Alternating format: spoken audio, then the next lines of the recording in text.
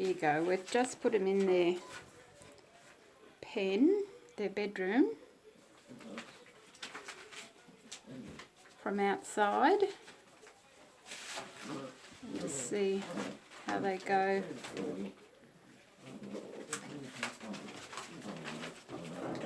Running around like mad idiots. There you go. I was going to say, when you pick them up, there we go, playing with the truck, investigating. When you pick them up, I'll give you a dirty blanket, which you're not to wash for a week because it will have all the smells. I'll have all the pups sleeping on the blankets so that blanket smells like all their siblings, plus a dirty toy that everyone's been playing with. It won't be filthy, it just won't be super clean. See what I mean? Very bright child there. So you go to the pet shop and they don't make intelligent enough toys for the puppies. You got to go and get toddlers' toys.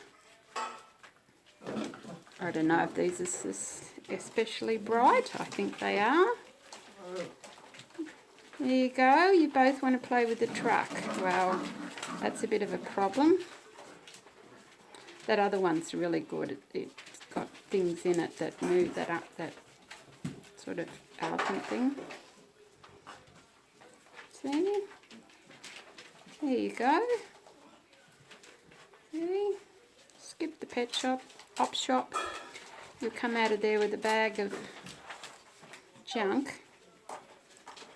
You can get lovely soft blankets that wash easily. Pillows, they love pillows, especially the ones that can lay pretty flat, not the really pumped up ones.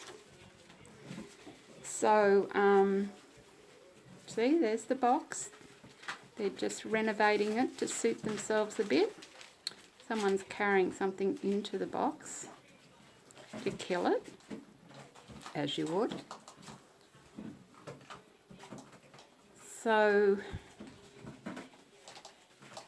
as you can see, they have a hard life. You'll be noticing that the tan and white ones, well, all of them actually, if you go back, they were born with pink noses, and as they get older, those noses darken, and that's why some of them look a bit patchy still. They haven't completely darkened yet. And they haven't got fleas. I think sometimes they get milk on their ears because there's 4 of them to a pot sort of thing, and then they hate that. So sometimes I actually have a wet face cloth, and after a meal that's particularly messy, I wipe underneath their chins, because sometimes when they're pups, if they're eating a messy meal, it will stick underneath their chin and can become quite irritable if you leave it on there, you know, forget, and it's there for days. So just every now and again, just give their little chin a wipe with a little wet cloth to just check. Oh, see over there, I got that square thing. It's a square foam thing. It's a toddler's toy, and it's got different textures on every side. And see, they're enjoying that. You don't get that in a pet shop.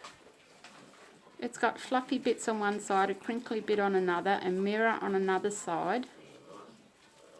And of course, what you do as the puppy gets older, and they potentially can chew bigger and harder, then some toys will have to be removed because they might become dangerous.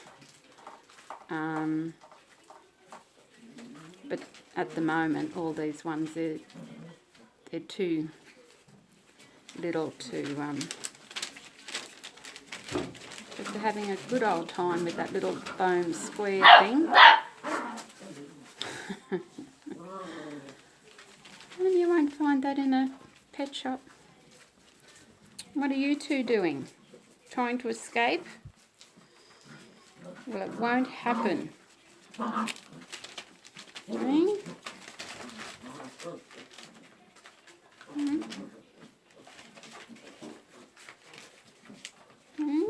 And it rolls along. Yes. What they'll do with that teddy is they'll sleep on that, some of them, because it's nice and flat and soft.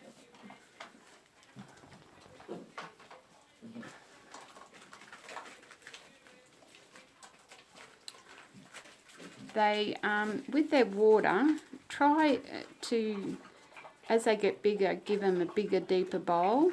Ours, big ones, have like the big buckets because they do dirty their water a bit, and the deeper the bucket, the more the salivary stuff goes to the bottom. So if you change it twice a day, they've got pretty well fresh water all the time. Whereas if you give them those shallow bowls, they're basically drinking dirty water straight away. And there we go. We're going to kill the little foam square. And someone's going to kill someone over there. As I said once before, you think someone's being bullied and you get all upset about it, but in fact they all take turns. They take turns at being the victim and the bully. And you'll find sometimes the smallest ones tend to be the most dominant because they learn to stand up for themselves quicker.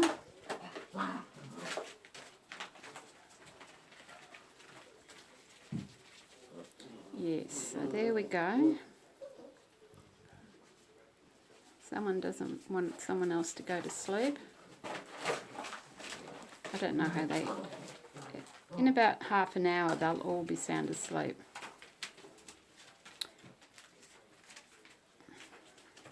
There's a thing that puppies should be raised with 7 different floor textures to give them stimulation. So I take that into account so that by the time they're 8 weeks they've encountered 7 different kinds of flooring. And they've certainly been picked up and stimulated enough because, as I said, they were split into 2 eskies as puppies, so they were changed every hour. So they've been lifted and carried.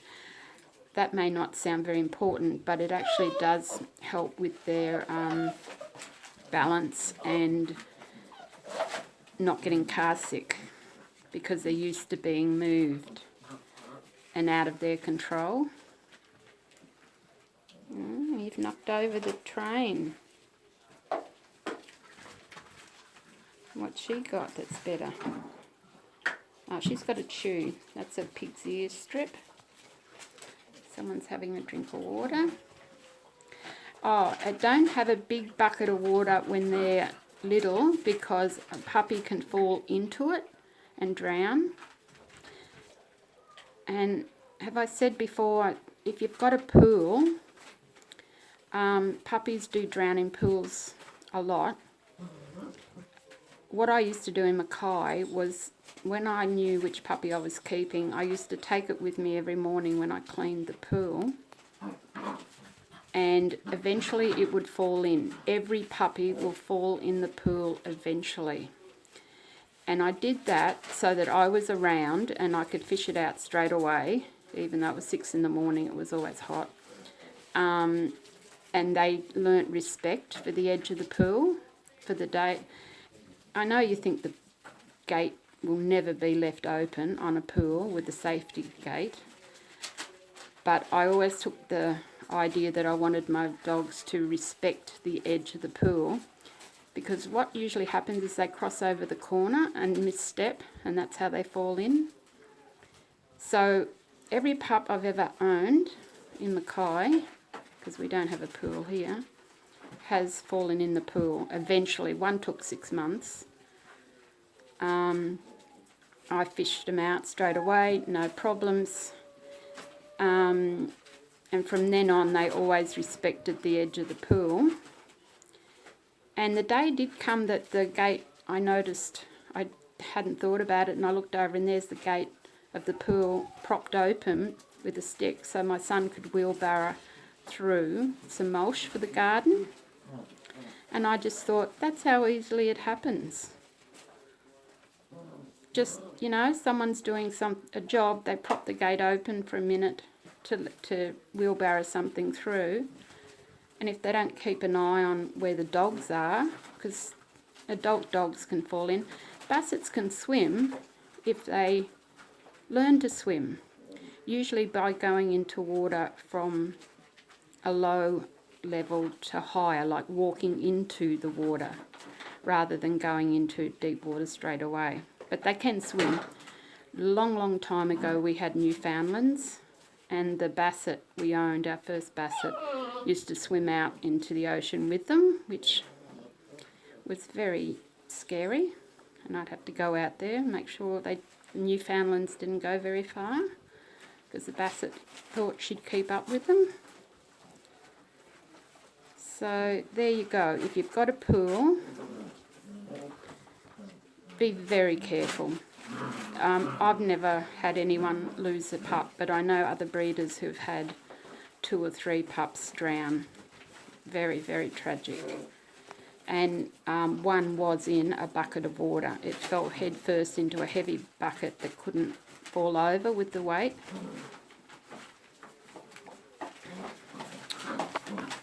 So there we go. We're all getting a bit rough and ready.